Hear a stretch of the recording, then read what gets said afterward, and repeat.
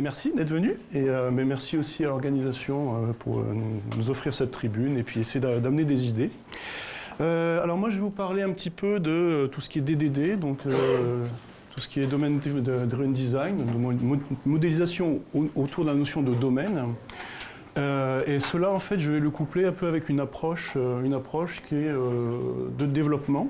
Donc ça va être une présentation, on va revoir un petit peu les principes de base du DDD et on va voir comment, d'un point de vue développement, eh bien, on peut retrouver ces principes de base dans un modèle qui est le modèle acteur.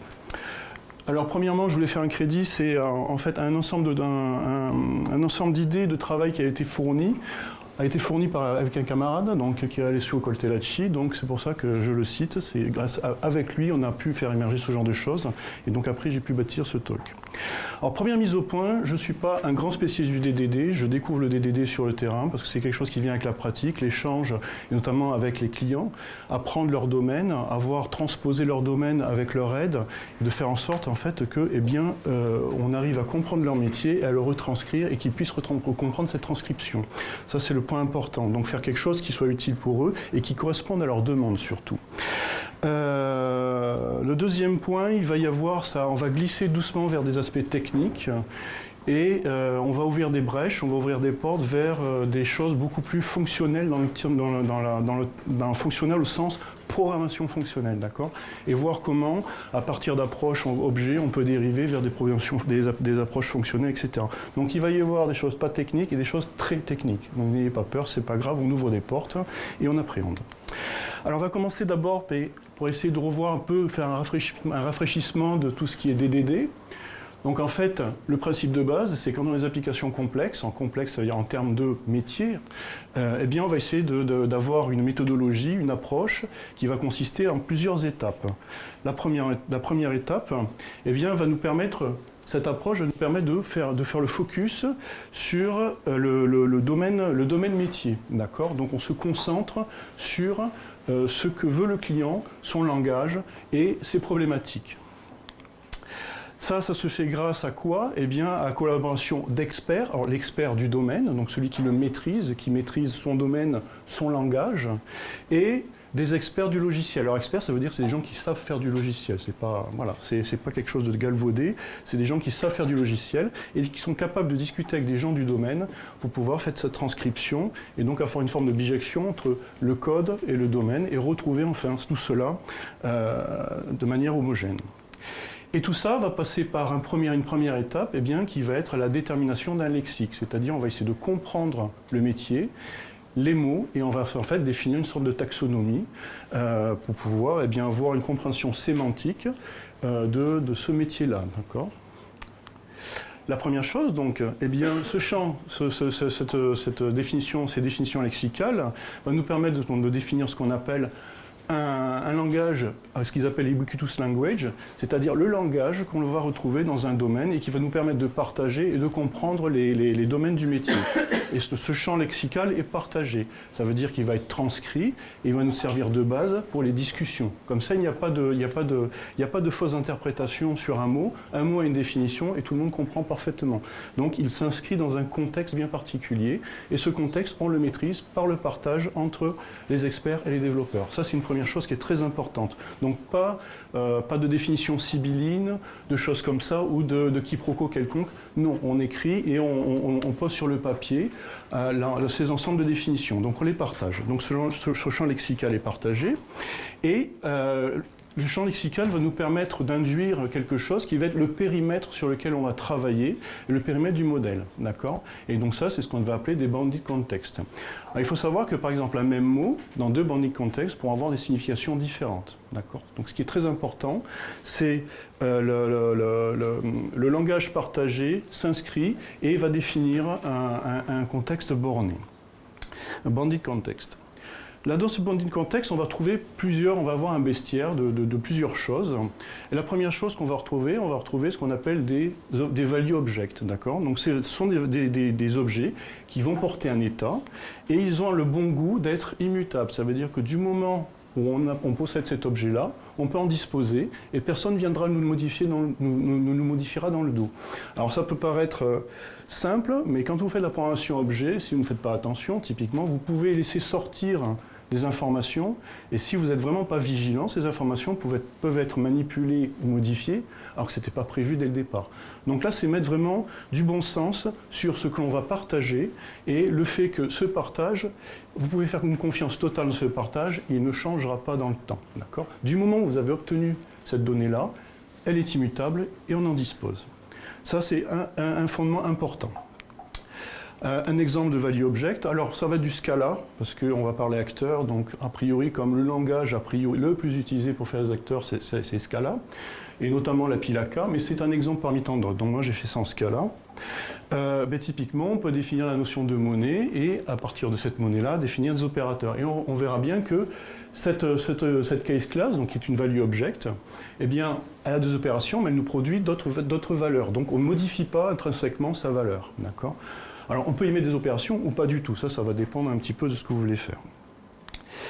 Et on peut aussi définir une définition orderline sur la monnaie et ainsi de suite. Donc, on peut avoir des value objects qui eux-mêmes proposent d'autres value objects. Le principe, c'est qu'il faut que ça soit immutable. Ça, c'est important. La deuxième entité, j'allais dire en fait, l'entité, le deuxième objet au sens global du terme qu'on va rencontrer, ça va être la notion d'entité. Une entité, en fait, va se caractériser par trois choses. La première, elle va être définie par une identité. C'est-à-dire, on va être capable de l'identifier à un instant T. Ça, c'est un point important. Et ensuite, elle va avoir un cycle de vie et un état associé. Cycle de vie, ça veut dire qu'elle va porter de la connaissance, d'accord ? Et l'état associé, ça veut dire qu'elle va pouvoir modifier d'une certaine façon son état, et le comportement va pouvoir évoluer suivant son état. Et le tout retrouvé, on peut la retrouver, on peut la collecter via son identité. Donc il y a un triptyque qui est l'identité, l'état, et on va dire sa base de connaissances, son comportement. Donc on va avoir une notion d'associativité, c'est si je veux connaître à partir d'une identité, si je veux retrouver une entité, eh bien je passe par son identité et je retrouve en fait son couple état plus comportement. Ça, on se le met dans le coin de la tête, c'est très important, on va le retrouver plus tard. Une illustration, eh bien on va pouvoir faire une classe qui a un ordre. Alors c'est du Scala pas beau, hein, parce qu'en fait, si on regarde bien, il y a des effets de bord ici, ok, donc on ne va pas se focaliser là-dessus. Et on verra comment peut-être gommer ce genre de choses. Donc dans lequel il y a un order ID et dans lequel il y a une liste d'ordres et un coût associé, d'accord ? Un coût associé. Et donc là-dessus, eh bien, on peut définir un ensemble de méthodes, et ces ensembles de méthodes nous permettent de modifier son état à travers donc, soit aller retrouver les value objects qu'elle est capable de produire à un instant T, et modifier son comportement, son état, et donc son comportement via la monnaie qu'elle va pouvoir proposer plus tard, en rajoutant des orderlines. D'accord ? Donc là, on a l'impression de faire de l'objet transitionnel, il n'y a pas de souci. Si ce n'est qu'on laisse sortir des value objects, des objets immutables. Ça, c'est la première chose. Donc on ne s'amuse pas à envoyer n'importe quoi, on a des règles bien précises. Et ça, par contre, ça passe par le langage que l'on va utiliser, va proposer de manière naturelle ou pas ce genre de propriété. Si on le plonge par exemple dans le langage fonctionnel dit pur, la notion d'immutabilité disparaît et donc le fait d'avoir des value objects immutables vient avec le langage, d'accord ? Elle est garantie par le langage. Quand on fait du Scala, elle n'est pas garantie, donc ça veut dire que ce sont des règles d'or que l'on va édicter et auxquelles on va se tenir. Ça, c'est important. Du moins si on fait du Scala comme je le propose à ce niveau-là. En plus de ça, vous allez pouvoir donc des value objects et des entités, définir ce qu'on appelle des agrégats. Qu'est-ce que c'est qu'un agrégat ? En fait, ça va être un ensemble d'entités qui sont en cohésion. D'accord ? On prend assez souvent l'exemple de la voiture. Eh bien, vous avez des roues, un volant, etc. Et tout ça forme un objet en cohésion. On ne va pas pouvoir modifier les roues indépendamment ou s'amuser à changer les roues sur une voiture qui ne nous admet pas, et ainsi de suite. Donc il y a tout un ensemble de cohésion, tout un ensemble d'entités qui sont en cohésion. Et cette cohésion est garantie par un agrégat principal, qu'on appelle aggregate root, qui nous permet en fait de protéger cet ensemble d'agrégats et d'avoir un seul point d'entrée pour maintenir cette cohésion. Ça, c'est très important. Et assez souvent, c'est un des points de difficulté, c'est de définir les aggregate routes. Okay. Et ces aggregate routes, en fait, vont permettre deux choses. Ils vont permettre de définir la portée de la cohérence, donc l'ensemble des objets qui sont agrégés et que je vais pouvoir maîtriser, mais aussi l'unité de persistance. Ça, c'est important. C'est à un moment donné, un système, il va falloir avoir une forme de persistance, qu'elle soit en mémoire ou sur autre chose. On va être obligé de se souvenir des choses.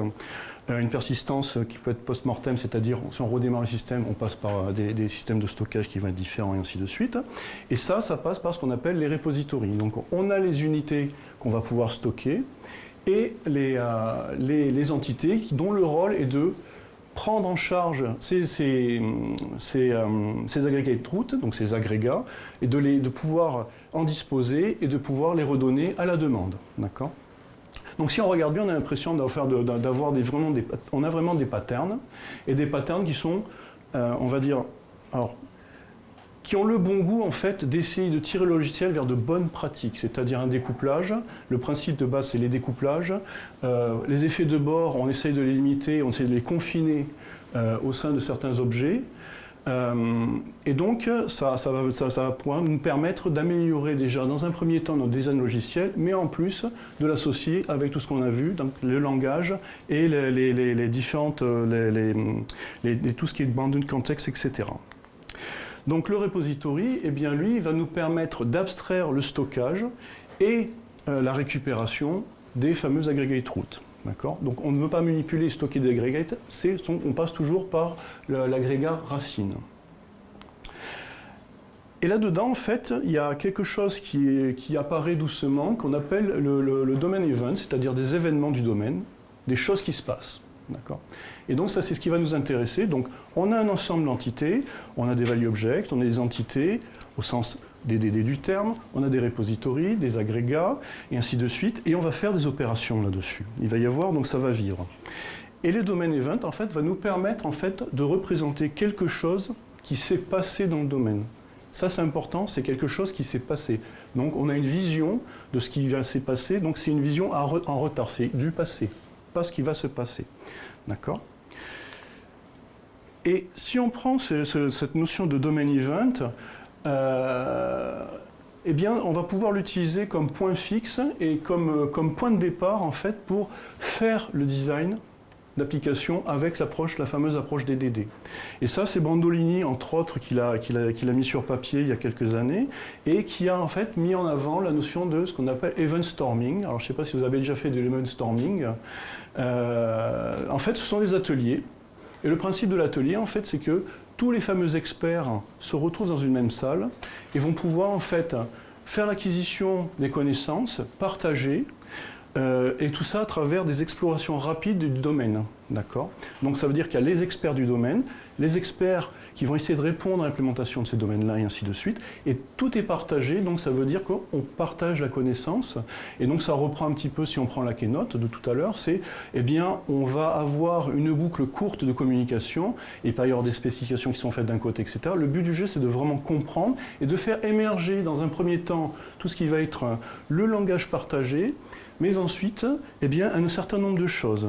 Et la première chose, eh bien, c'est le fameux domain event, c'est-à-dire j'observe le système et il s'est passé quelque chose. Et donc la première chose que l'on fait, eh bien, on est devant un mur et tous les gens qui sont dans la salle vont imaginer un peu les événements après une explication rapide, les événements qui peuvent se passer dans le système. Et le but du jeu, c'est de les faire émerger. Et donc les gens du domaine, eux, vont pouvoir dire oui, non, ceci, cela, et servir un petit peu de médias pour diriger, sachant qu'eux aussi vont participer dans l'élaboration des événements du domaine. Ces événements du domaine, en fait, ils vont être produits par quelque chose, une commande. Donc là, ça veut dire qu'on remonte dans le temps, on va dire, j'ai un événement, mais d'où vient cet événement ? Il y a eu une commande qui nous a permis de produire cet événement-là, d'accord ? Et tout ça va être adossé, alors il y a l'acteur, au sens premier du terme, c'est-à-dire l'artefact, celui qui va ordonner cette commande-là, d'accord ? Donc ça peut être quelqu'un de physique, comme un système, on s'entend bien, et tout ça va être adossé à ce qu'on appelle des agrégats. Donc ça va nous permettre de définir déjà dans un premier temps l'ensemble des événements pour remonter sur l'ensemble des commandes et voir un petit peu ce dont on doit disposer en termes de données, en termes d'agrégats, pour pouvoir répondre eh bien, au flux commande événements. D'accord ? Alors, si on reprend toujours les définitions de Martin Fowler, ce qu'il dit dans un système, il dit qu'il y a des choses qui se passent. Certaines sont intéressantes, d'autres pas. Et le principe, c'est que certains systèmes doivent réagir uniquement à des événements qui nous intéressent. D'accord ? Donc là, la difficulté, ça va être de définir et d'identifier en fait les événements intéressants dans le système. Il va y avoir des événements de bruit, d'autres qui vont être intéressants, et toute la difficulté va être de définir et de bien mettre le scope, de bien se focaliser et sélectionner en fait les événements intéressants. Alors typiquement, un événement, si on a une chaîne, eh bien un événement peut produire ou enclencher d'autres commandes. Typiquement, si j'ai un événement j'ai un compte qui est créé, ce compte créé, cet événement peut induire d'autres commandes qui sont, eh bien, je vais notifier la personne à qui j'ai créé le compte, eh bien, par mail que son compte est prêt, et en parallèle, eh bien, on peut mettre en place des systèmes de configuration et ainsi de suite, notion de déploiement, d'accord ? Donc on a des chaînes réactives qui sont, j'ai un événement, cet événement a été produit par une commande, mais cette commande, elle est peut-être le résultat d'un événement et ainsi de suite, d'accord ? Donc on met en place à travers ces ateliers-là, des chaînes réactives qui peuvent se partager, se rejoindre et ainsi de suite, et donc avoir une sorte de flux commande événement, et tout ça à chaque fois avec la notion de données qui est partagée, la notion d'agrégat. Et donc ça nous permet de faire quoi ? Et de faire apparaître quelque chose d'important, eh bien, on va pouvoir voir de manière locale chaque transformation, et donc de pouvoir déjà commencer à établir et à faire apparaître ce qu'on appelle un couplage faible, c'est-à-dire pouvoir définir des sous-systèmes et forcer le développement de manière douce vers une approche avec couplage faible. Ce qu'on disait tout à l'heure, c'est pouvoir définir une chaîne et à tout moment dire cette chaîne, je veux la remplacer. Du moment où sémantiquement, elle va répondre à la même chose, ça ne changera pas le destin du logiciel que vous allez bâtir. Alors tout ça, ça nous dirige vers quelque chose qui maintenant a pris le pas depuis quelques années, tout ce qui est architecture qui sont dirigées par les événements, d'accord ? Donc si on regarde bien, au début on avait défini nos entités, on a fait apparaître quelque chose qui était le domaine event, qui était quelque chose dans le passé, et le domaine dans le passé nous a permis de faire apparaître la notion de commande, cette notion de chaînage, et donc venir sur un terrain qui est légèrement différent, eh bien, qui va être la définition d'architecture dirigée par les événements. Donc on va pour avoir une pensée avec l'événement comme point central. Alors, il va y avoir plusieurs types d'architecture. Alors là, grosso modo, il y a 4 grandes classes d'architecture dites distribuées. Celles qui sont basées sur une notification d'événements. Donc, un système reçoit un événement et il va pouvoir réagir en allant questionner d'autres systèmes pour récupérer les informations et ainsi de suite. D'accord ? Donc, ça veut dire que l'événement va induire un calcul pour pouvoir prendre une décision.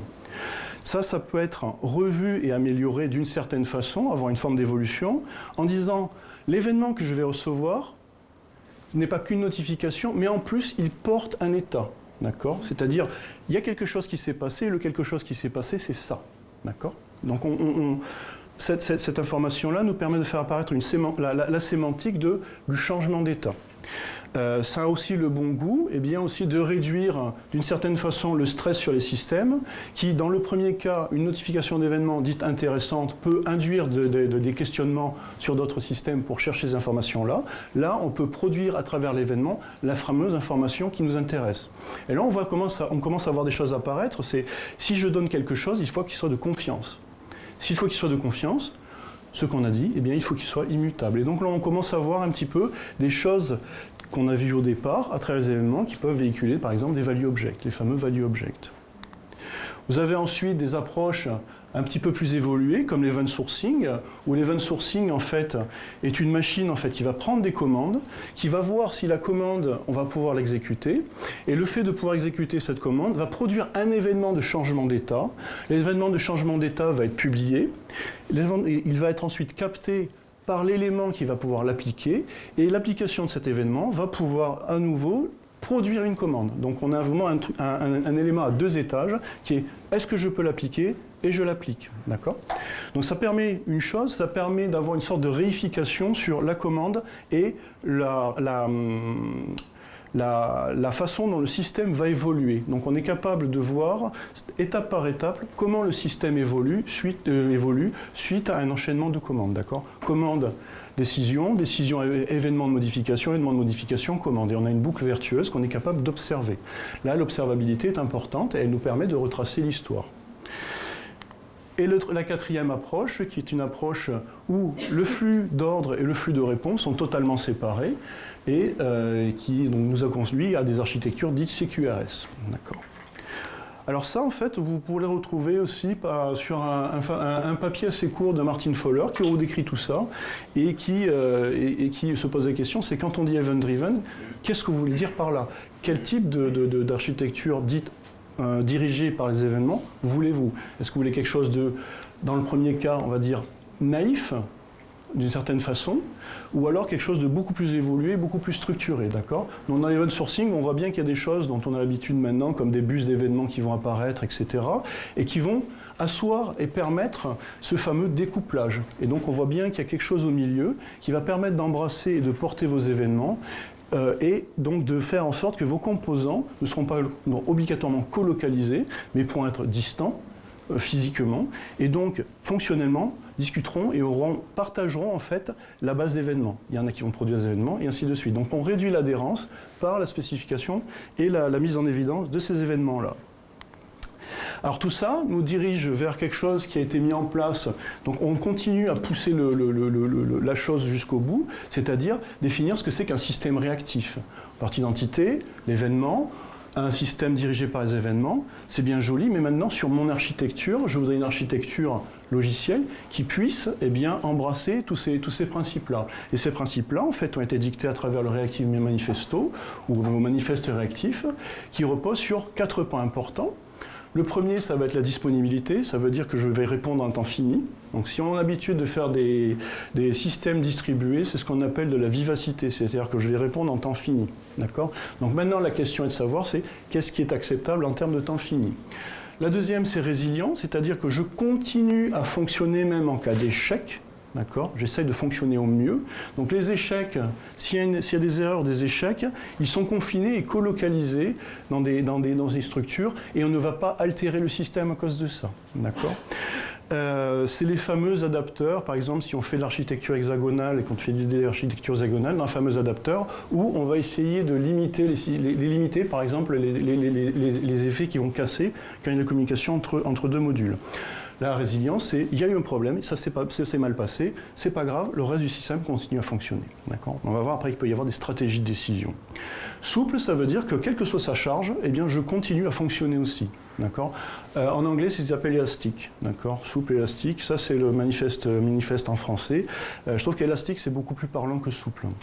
Élasticité, on voit bien que le système va pouvoir s'étaler pour essayer de prendre une charge beaucoup plus importante.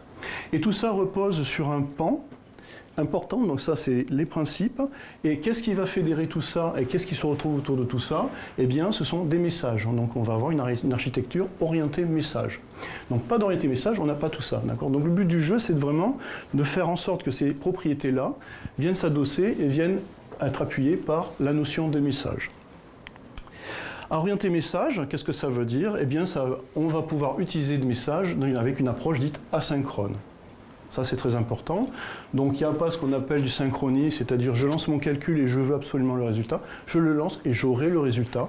Donc, ça veut dire qu'on m'offre tous les moyens pour pouvoir l'avoir de manière, on va dire, presque naturelle et pouvoir ensuite établir et construire du logiciel dans ce sens-là. Évidemment, un message, dans ce manifeste, ce n'est pas un événement. Là, ça sera à nous de le définir et de voir un petit peu comment cette notion de message va pouvoir se transcrire et on va pouvoir le qualifier. Donc, il peut porter soit des commandes, soit des événements. Donc, la notion de message dans sa globalité. D'accord. Alors, est-ce qu'il y a des questions? Ça, c'est le DDD vite fait, c'est-à-dire on part des principes de base et on dérive doucement vers des systèmes événementiels et le manifeste réactif. Donc, vous voyez venir doucement. La corde est très grosse, mais voilà. Donc, est-ce qu'il y a des questions, juste des éclaircissements ou pas? Donc là, il y aura une question, mais après, on continue. Donc ça, c'était le premier pan, c'est l'aspect architectural et comment on va aborder le logiciel. Maintenant, on va attaquer un truc un petit peu plus technique, qui est le modèle acteur. Le modèle acteur, en fait, eh bien, était donc issu d'un papier dans les années 60, je ne sais plus l'année, je suis désolé, et donc des travaux notamment de Carl Lewitt, qui est mort il n'y a pas longtemps d'ailleurs. Non, c'est pas, pardon, je confonds avec celui qui a fait Erlang. Oula, méprise. Et donc au départ, c'était pour faire de l'intelligence artificielle, évidemment, et il va reposer sur plusieurs choses. D'abord, c'est un modèle pour le calcul concurrent et distribué, d'accord ? Donc on voit d'où on vient là, et donc là le principe c'est de mettre les doigts sur comment on va pouvoir définir quelque chose qui embrasse et d'un côté la concurrence et la distribution. Alors là on va séparer les deux choses, on va d'abord se concentrer sur le calcul concurrent, c'est la définition à gros grains, d'accord ? Et grosso modo le calcul concurrent va nous permettre d'avoir une exécution simultanée, c'est important, simultanée, dans un même programme, d'accord ? Programme au sens large du terme, c'est-à-dire qu'il peut être multicœur, il peut être distribué, etc. C'est la notion de programme, le programme dans son ensemble, vu dans son ensemble. Le calcul concurrent, on va pouvoir le voir sous trois formes. Il va y avoir un calcul concurrent disjoint, celui-là il nous intéresse, il est intéressant mais il ne va pas nous intéresser. Il n'a aucune interaction. D'accord. Typiquement, quand vous faites du calcul distribué de type GPU pour faire de machine learning, vous avez au flux de calcul, il n'y a pas de partage, le GPU ne permet pas le partage et c'est parfait, et après on collecte les données. D'accord.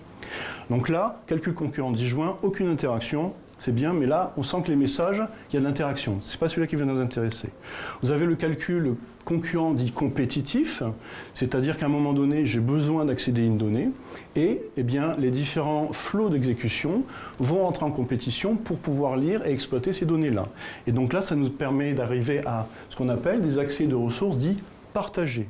Et d'y partager, ça fait apparaître des vieux fantômes qui font toujours peur, qui sont difficiles à débugger, difficiles à identifier, et qui peuvent, des fois, si on n'arrive pas à les colocaliser et à vraiment les rendre locaux, peuvent bloquer tout un système. C'est-à-dire qu'on peut finir sur des deadlocks monstrueux et avoir un applicatif en fait, qui fonctionnait tout d'un coup s'arrête définitivement parce que, il y a une étreinte mortelle où l'échange des ressources, le partage de ressources, passe par d'autres partages de ressources et tout le monde se bloque et on est content. D'accord ? Donc très difficile à appréhender, discipline compliquée et à tester, c'est une horreur. D'accord ?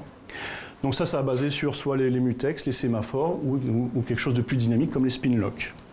Et vous avez une troisième forme de concurrence qui va être la concurrence dite coopérative, d'accord ? Qui va être basée essentiellement sur un échange d'informations. Et ça nous intéresse.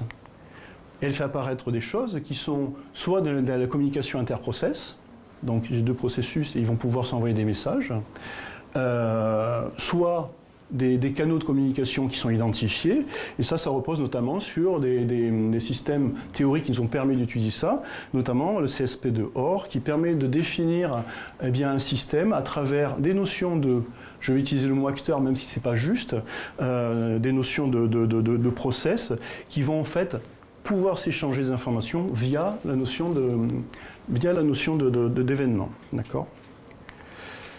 Qui disait modèle pour le calcul concurrent et distribué, donc là on a vu que la concurrence coopérative allait plutôt nous intéresser, il y a calcul distribué. Alors calcul distribué, qu'est-ce que ça veut dire ? Je vais pouvoir avoir une exécution sur plusieurs unités de calcul, ou plusieurs processus. D'accord ?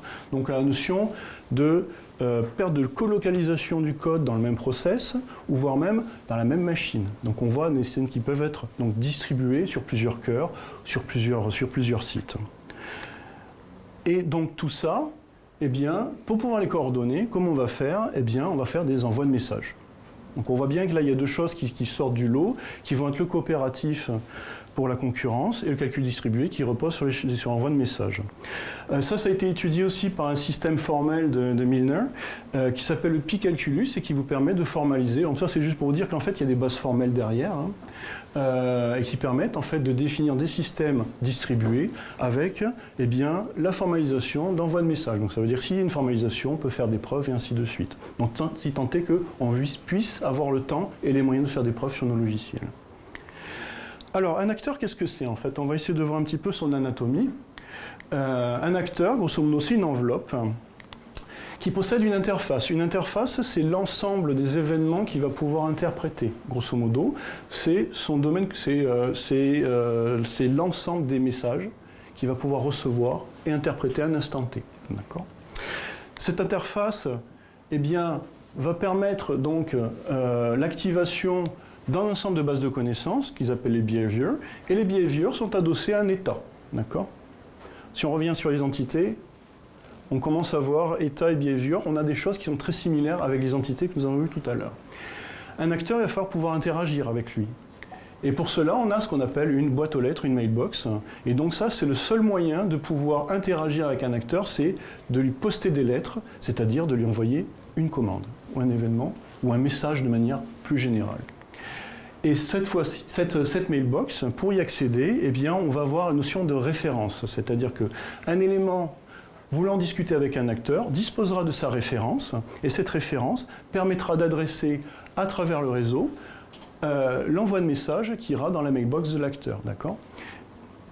Et cette référence, eh bien, c'est son identifiant. C'est-à-dire que je veux discuter avec cet acteur-là, je passe par cette référence. Alors, comment ça se passe d'un point de vue physiologique ? Moi, en tant que brique logicielle, je possède une référence sur un acteur et je veux interagir avec lui. Donc je vais construire un message et je vais lui envoyer en sollicitant cette référence. Cette référence va nous permettre, à travers le système qui donc prend en charge l'ensemble des acteurs, de poster le fameux message dans la boîte aux lettres. L'acteur, lui, qu'est-ce qu'il fait? Eh bien, il introspecte sa boîte aux lettres. Quand il a un message, il le prend. Il va l'exécuter en corrélation avec sa base de connaissances à l'instant T, ainsi que son état. D'accord ? Et qu'est-ce qu'il peut faire? Eh bien, il peut produire des messages, et s'il possède des références, eh bien, interagir avec ce qu'on appelle ses accointances, c'est-à-dire les acteurs qu'il connaît et qui font partie de son périmètre de connaissances. OK ? J'utilise les mots accointances, etc. parce que ce sont les termes que l'on retrouve dans la littérature. D'accord ? Ça a été qualifié comme ça, les accointances et ainsi de suite. Donc c'est connaissances proches. Donc si on regarde bien, un acteur, ça a l'air tout simple, c'est quelque chose qui interagit, qui reçoit des événements et qui va produire d'autres événements, et ainsi de suite. Ça repose sur quelque chose de très important au niveau des acteurs, c'est-à-dire ce qu'ils appellent le Isolated Turn Principle. C'est le fait qu'à un instant T, un acteur traite un message qu'il y a dans sa boîte aux lettres, et ce traitement, il va être unique et isolé à un instant T. Ça veut dire qu'un message, quand il est traité par un acteur, tous ceux qui arrivent vont se mettre en attente tant que le message en cours ne sera pas traité entièrement. D'accord ?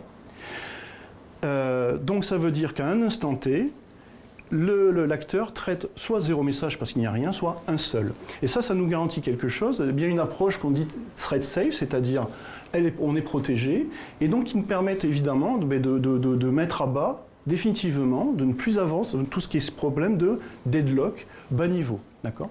Donc on se met dans une zone protégée, et l'envoi de messages et le traitement fait en sorte que eh bien, le principe d'exécution et de traitement de ces messages-là se fait un par un. Donc plus de principe de race condition, et donc on n'aura pas de concurrence, on aura une concurrence qui sera coopérative via les messages. D'accord ? Alors ça repose sur 3 axiomes. Les axiomes, c'est ce qui vont régir la vie des acteurs. Le premier, c'est un acteur peut créer un nouvel acteur. D'accord ? Un acteur tout seul ne définit pas un système. C'est-à-dire vous avez défini un énorme machin, il prend des messages et il produit des messages, c'est tout. Le principe des acteurs, c'est d'avoir plusieurs acteurs qui sont en système et qui interagissent entre eux pour pouvoir produire des comportements. Donc un des premiers axiomes, c'est un acteur peut créer un nouvel acteur, à tout moment. Du moment où il peut le faire et qu'il sache le faire. Il peut changer son comportement. Ça, c'est important. C'est suivant l'état, le message qu'il va recevoir, il peut très bien décider de dire à partir de maintenant, je vais changer mon comportement. Par contre, l'ensemble des interfaces associées reste le même.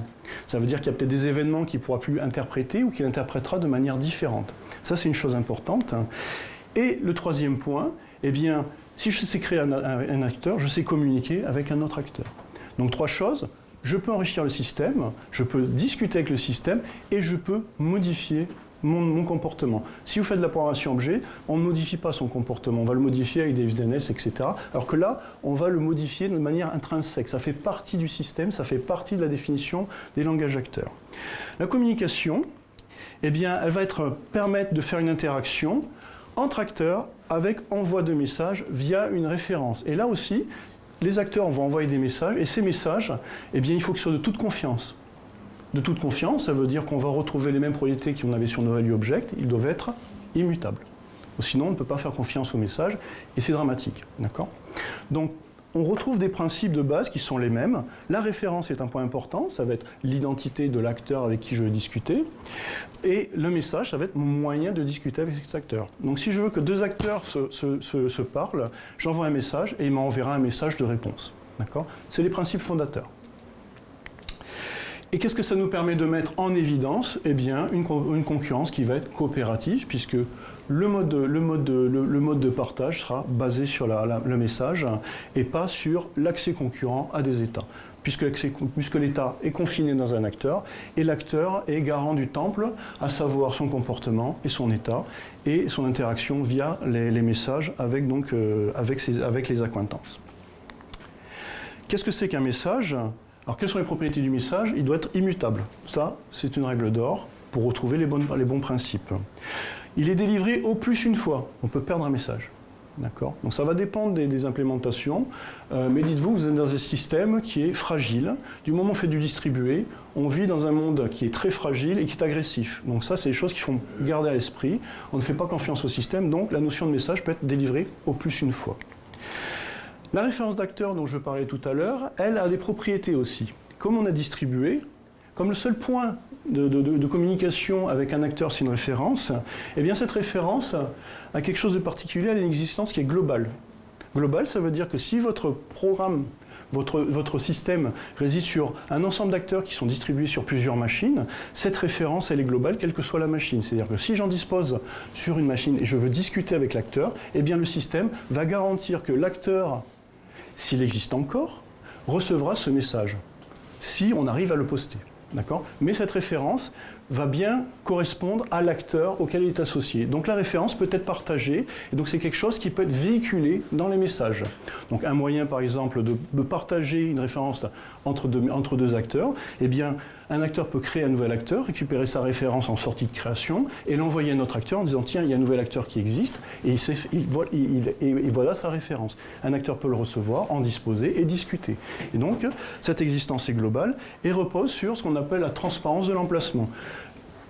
On ne se pose pas la question à savoir si c'est quelque chose qui est distant ou pas, on procède sa référence et on est capable d'interagir avec. D'accord ? Et donc, comme je disais, elle est partageable et communicable. C'est très important. Un système d'acteurs, qu'est-ce que ça va être ? Eh bien, un ensemble de grappes qui vont être interconnectées. Donc là, on descend sur l'aspect plutôt comment on met ça en réseau sur un ensemble de machines.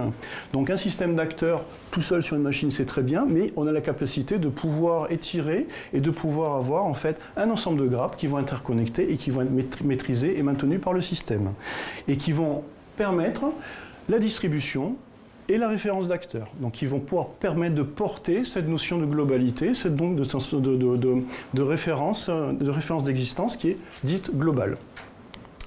Alors, un exemple d'acteur, par exemple, on va reprendre les trois axiomes. Donc on définit l'ensemble des messages auxquels il va pouvoir répondre. Donc là, en fait, grosso modo, c'était issu d'un jeu qu'on avait fait. Et le jeu avait une notion d'énergie. Donc ces énergies, eh bien, pour un instant T, on peut très bien dire « je consomme l'énergie ». Et que du moment où je la consomme, eh bien, je vais posséder sa valeur et l'énergie va disparaître. D'accord ? C'est comme dans des jeux où vous allez sur un pôle d'énergie, vous récupérez l'énergie, vous continuez à jouer. D'accord ? Si vous avez un système de robots, ce genre de choses. Donc la première chose, c'est on va définir son interface. Son interface est très simple. C'est un message que je vais appeler try consume. On va définir ensuite l'acteur. Donc ça, c'est en AK. Il a une valeur associée à un instant T. il va étendre un acteur, c'est un acteur, et il va posséder, au moment de sa construction, eh bien, une référence sur un autre acteur qui est, grosso modo, une région géographique dans laquelle réside cette énergie-là. D'accord ? Donc elle est localisée quelque part. Donc c'est une vision du monde qui est reproduite à travers les régions. Et donc, qu'est-ce qu'il va pouvoir faire ? La première chose, c'est on va définir son comportement initial. Donc en AK, typiquement, ça serait une méthode qui s'appelle receive, donc en ce cas-là. Et la chose qu'il va pouvoir dire, eh bien, si je reçois un message de type try consume, je vais pouvoir l'interpréter. Qu'est-ce que je vais pouvoir faire ? Je vais pouvoir dire à mon nom, à l'émetteur, à celui qui me celui qui m'a demandé est-ce que je peux te consommer ? Je vais dire oui, je t'envoie un message de consume. Alors là, eh bien, le type consume fait partie de l'interface de l'émetteur. D'accord ? Donc on envoie un message à l'émetteur en disant ok, eh bien, je peux être consommé, donc je te donne ma valeur. La deuxième étape consiste à dire à la région j'ai été consommé, donc je vais passer en mode je vais mourir, détruis-moi. D'accord ? Et la troisième étape qui est de dire, eh bien maintenant, je vais changer mon comportement, qui consiste à dire, je passe sur le comportement comme quoi j'étais consommé. D'accord ? La notion de consume qui est ici va se retrouver à ce niveau-là. Donc ça, c'est son deuxième comportement, qui est de dire, du moment où je suis consommé, quel que soit le message que je vais recevoir, et je vais recevoir que du try consume, comme je suis consommé, je ne réponds pas. Donc la personne qui me demande, le composant qui me demande « je veux te consommer », je ne lui répondrai pas. C'est un choix d'implémentation, je peux lui dire « je suis déjà consommé, oublie-moi ». D'accord ? Donc en fait, on voit bien qu'à ce niveau-là, on a pu modifier le comportement juste sur la notion d'événement. On va changer son comportement. Donc si on revient sur des systèmes un petit peu formels, on peut faire des automates, ce qu'on appelle des automates d'état et ainsi de suite. Et donc on peut avoir une vision formelle eh bien, de la façon dont nos acteurs vont évoluer dans le temps et donc l'ensemble des événements qu'ils vont pouvoir interpréter. D'accord ? Donc il y a beaucoup plus de subtilité que ça, mais ça c'est vraiment les caractéristiques de base. D'accord ? Donc sachant que là en plus on a des systèmes non typés, donc c'est assez agressif. Alors, est-ce qu'il y a des questions à ce niveau-là, sur les acteurs ? Donc là, on a vu vraiment les principes fondateurs des acteurs. Et maintenant, on va essayer de voir un petit peu eh bien, comment on peut mixer. Et là, c'est un peu plus expérimental, parce que notamment, je suis en mission et on essaye de faire ce genre de choses. Et on va voir certaines choses qui vont émerger d'autre part. Oui ? Je ne parle pas du tout de Scala, je ne me rends pas compte de ce qui est Scala, ce qu'on va voir, et tu parles de AK. Alors, tout ce qui est AK, en fait, c'est à ce niveau-là. AK, c'est cette chose-là, et Scala, c'est le langage qui va porter tout ça. D'accord ? Okay. D'accord ? Grosso modo, AK, c'est un framework, c'est un gros framework. On aime ou qu'on n'aime pas les frameworks, c'est un framework acteur, et il a été notamment développé, on peut l'exploiter en Scala ou en Java, ça dépend. L'idée de contexte qui change, là, c'est du Scala. Alors l'idée du contexte, en fait, non, il vient avec le BICOM, et le BICOM, ça c'est porté par AK, ça fait partie du système acteur. Ça, c'est propre aux acteurs. Ça fait partie des axiomes, d'accord ? Donc là, on a vraiment les trois axiomes. Donc on va basculer maintenant sur la notion de domaine et acteur, et surtout, on va avoir une vision, on va définir un ensemble d'objets du domaine. Et si on vient avec notre approche event storming, etc., c'est comment on va pouvoir en fait faire en sorte que ces deux choses matchent. Et donc c'est ce que j'ai appelé grosso modo une soupe d'acteurs. Au niveau du domaine, eh bien, on va pouvoir avoir une interaction entre repository et aggregate. Typiquement, un repository va pouvoir vous fournir ou discuter avec un aggregate. Et ça, c'est quelque chose qu'on va pouvoir définir au plus haut niveau. Sauf que si on veut mettre ça dans une soupe acteur, eh bien, on va adosser ça sur un acteur qui va représenter cet aggregate. Et cette approche a un bon goût de faire apparaître deux flèches qui sont ici et qui permettent de faire un découplage entre notre vision domaine, où on a défini nos entités, etc., avec la projection qu'on va avoir au niveau des acteurs. Alors, il y a des détracteurs comme Vodvenon qui disent en fait qu'il faut tout plonger dans les acteurs. Et entité, tout est acteur. Donc ça, c'est une contrainte très dure, parce qu'en fait, l'adhérence avec le modèle acteur, elle est totale. Donc si un jour vous voulez en départir, vous ne pourrez pas. Par contre, le bon goût ici, c'est qu'on fait apparaître deux flèches, et ces deux flèches, eh bien, vous faire apparaître ce qu'on appelle l'émergence de l'asynchrone. Et l'asynchrone, il peut être à deux niveaux. À ce niveau-là, c'est-à-dire vous pouvez avoir une façade vers un acteur, et donc, eh bien, du moment où on discute avec un acteur, ce sont des événements, donc on a le fait asynchrone qui apparaissent automatiquement, on ne peut pas s'en départir sur cette flèche-là, mais on peut faire apparaître aussi une deuxième flèche qui est l'aggregate qu'on va discuter avec le vrai objet aggregate. Est-ce qu'on va avoir des aspects asynchrones ou pas? D'accord? Alors pour cela, on va prendre un petit peu l'exemple de l'aggregate de tout à l'heure, et je vais faire le pendant acteur qui va dire, bien, premièrement, je vais définir deux messages dans mon interface, qui est, je voudrais rajouter une ligne où je voudrais le total cost. Si on se rappelle bien des méthodes, en fait, les méthodes, on les transforme en événements. D'accord? C'est une vision purement événementielle. Donc on fait une réification dans le monde des événements. La deuxième chose, c'est qu'on va définir l'ensemble des objets que je vais pouvoir retourner, l'ensemble des messages en retour. Et à partir de là, eh bien, on va pouvoir écrire notre classe acteur qui va dire mon order acteur, eh bien, il a un broker, ça c'est pour des besoins de lock par exemple, et il va pouvoir en fait discuter avec notre entité de tout à l'heure qui était order. Et donc quand je reçois un total cost, eh bien je vais chercher mon cost sur mon order et je vais l'envoyer à la personne qui me l'envoie. Donc là on voit de suite qu'on est en train de faire le pontage d'acteur vers la notion d'entité qui est ici. Et quand on me demande de faire un order line, eh bien je fais l'order line, je vais notifier le broker, le logger, ce que vous voulez, comme quoi la ligne a été modifiée. Donc là je génère des événements qui n'ont peut-être pas d'utilité mais simplement par une traçabilité, et je vais notifier mon sender que eh bien, j'ai bien rajouté la ligne. D'accord ? Et à ce niveau-là, ce n'est pas un agrégat, évidemment, je me suis trompé. La chose est protégée, elle est thread safe, d'accord, d'une certaine façon. Donc on a bien protégé le code qu'on a écrit qui répond au domaine, avec la façon dont les systèmes vont interagir entre eux. On les a découplés fortement. Il est protégé parce qu'on n'a qu'un seul point d'entrée. C'est ça, un seul point d'entrée et un seul thread à un instant T. On perd la scalabilité. Ça, c'est un deuxième point, tout à fait, absolument. Là, c'est-à-dire que la scalabilité, on va la retrouver entre acteurs, mais par contre, sur un acteur qui protège une entité ou un agrégat, on la perd. C'est pour ça que je disais qu'on pouvait jouer sur les asynchrones aussi en remontant. Il faut être sûr qu'il ne protège que qu'il est le seul protecteur de la valeur. Oui, il faut être sûr, absolument. Ça, c'est une discipline de développement aussi. C'est peut-être pour ça que Sylvain Vernon pousse absolument à ce qu'on n'aille que des acteurs. Comme ça, cette règle, elle est édictée, elle est gravée dans le marbre du fait des acteurs. Par contre, elle pose un autre problème, c'est que... Ce serait que synchrone sur les agrégats. Voilà. Alors, par contre, voilà, à ce niveau-là, mon entité, en fait, j'y accède de manière synchrone. D'accord ? Donc, un appel asynchrone nous permet de remonter de l'acteur vers, à ce niveau-là, l'entité de manière synchrone. Donc, la flèche qui remonte est totalement synchrone. Donc là, qui dit asynchrone, c'est comment on les gère. Ça veut dire que si le traitement de calcul est très long dans votre code, eh bien, vous bloquez le calcul, donc du coup, vous définissez un point de contention important, donc vous avez un bottleneck. Et surtout, c'est que le code, j'ai tellement bien écrit, c'est quid des erreurs, je ne les traite pas. D'accord ? Alors, comment ? Alors non, parce que les autres acteurs continuent à discuter. Par contre, ils peuvent être, le comportement global peut être retardé du fait que cette réaction en chaîne de messages, d'accord ? Alors pour cela, en fait, si on fait une petite divergence, dans la programmation fonctionnelle, quand on définit nos programmations orientées et fonctionnelles, on va dire fonctionnelles, on peut avoir la notion de effet, c'est-à-dire que quand on développe assez souvent un système, on va soit envoyer des exceptions, soit envoyer une valeur, d'accord ? Le principe que l'on a dans les programmations fonctionnelles notamment, eh bien, dans la programmation tagless, on va dire mon code, je vais le définir avec un effet. Et cet effet, eh bien, il va avoir le bon goût soit de pouvoir véhiculer des erreurs ou le résultat. Et par contre, ce qui m'intéresse, c'est il y a un effet, il a certaines propriétés, il répond à certaines méthodes, mais par contre, je ne le définis pas de manière définitive, d'accord ?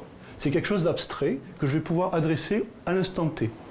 Et cet effet, en fait, eh bien, il va falloir évidemment que je le répercute ici. Donc là, c'est un truc typiquement Scala. Et cet effet, en fait, eh bien, il va falloir que j'enrobe, grosso modo, tous mes résultats avec cet effet-là. Donc typiquement, le total cost, eh bien, je peux ne pas l'avoir comme je peux l'avoir. Mais par contre, je ne dis pas comment je l'ai. D'accord ? J'ai mon effet qui me dit, eh bien, cet élément-là, je l'ai modulo un effet. C'est une partie un peu compliquée. Ça, c'est le genre de choses que l'on apporte avec la programmation fonctionnelle. C'est important.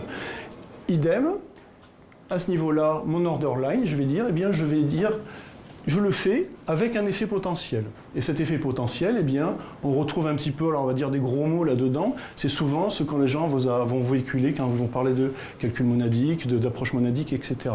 Mais ça, c'est des choses en fait que l'on retrouve au niveau de la programmation en disant, je te retourne un effet, et l'effet est retardé. Son implémentation est retardée. Par contre, je la prends en compte. Okay, bon, évidemment, là, il y a la notion de side effect, c'est vilain. Si on veut être plus puriste, on va rester là-dessus. Et donc là, en fait, cette notion d'effect, eh bien, le choix de l'interprète de l'effect, de l'incarnation de l'effect, eh bien, il sera retardé. Ça veut dire, je peux très bien dire c'est un effet asynchrone, comme un effet synchrone à un instant T. Donc là, ce qu'on fait, c'est on s'offre une porte d'ouverture au moment de la définition, dans le design des modèles, on s'offre une ouverture qui va nous permettre de dire, eh bien, cet effet-là, je ne le force plus dans mon design, j'en prends en compte, mais je ne le force plus. Et c'est au moment de l'assemblage où je ferai mon choix définitif de la façon dont mon système va être assemblé et va interagir. Et évidemment, comme cet effet eh bien, a été mis en évidence, on va pouvoir tester ces éléments-là, quel que soit son effet. C'est-à-dire on va pouvoir dire je veux le tester en mode asynchrone, comme en mode synchrone, et ainsi de suite, et vérifier que les propriétés que je lui ai associées sont bien vérifiées. Alors comment ça se trouve, comment ça va se passer? C'est que vu que tout à l'heure, la notion d'effet, on l'a mise en place, et ça va nous casser un petit peu cet aspect séquentiel du code que l'on avait, qui vient de la programmation objet et plutôt de l'impératif, pour venir sur eh bien, le terrain du fonctionnel et de la composition. Typiquement, quand je vais faire un order cost, il va m'envoyer un effet, et cet effet, eh bien, je vais pouvoir dire qu'il a un ensemble de fonctions. D'accord ?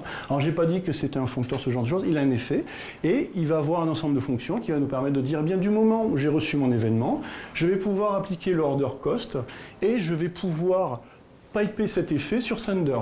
Là, par contre, j'ai triché. Mon effet, en fait, je l'ai défini ici, et j'ai dit que dans le cas des acteurs, mon order, ce sera un futur.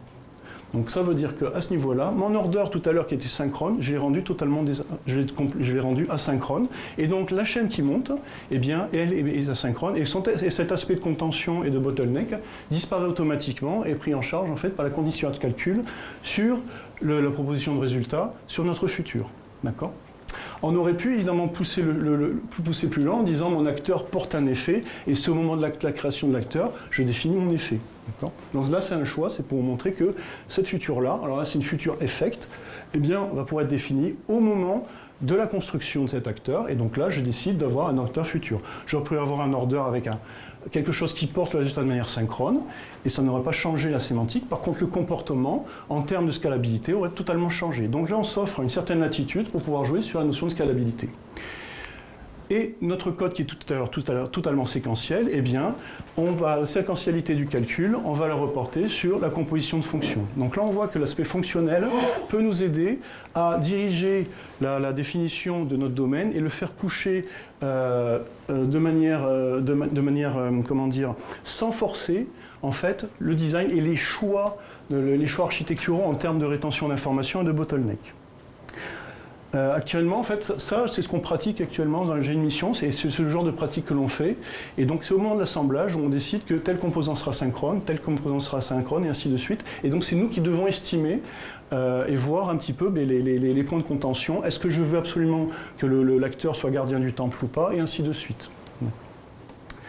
Et donc, évidemment, on peut pousser à bout la chose en disant mon order qui était mutable, je peux le prendre immutable et donc du coup avoir des fonctions qui renvoient à un nouvel order et l'immutabilité, la faire porter par l'acteur qui peut changer son état et donc faire apparaître un aspect totalement immutable au niveau des DD, au niveau donc, du domaine des entités, etc.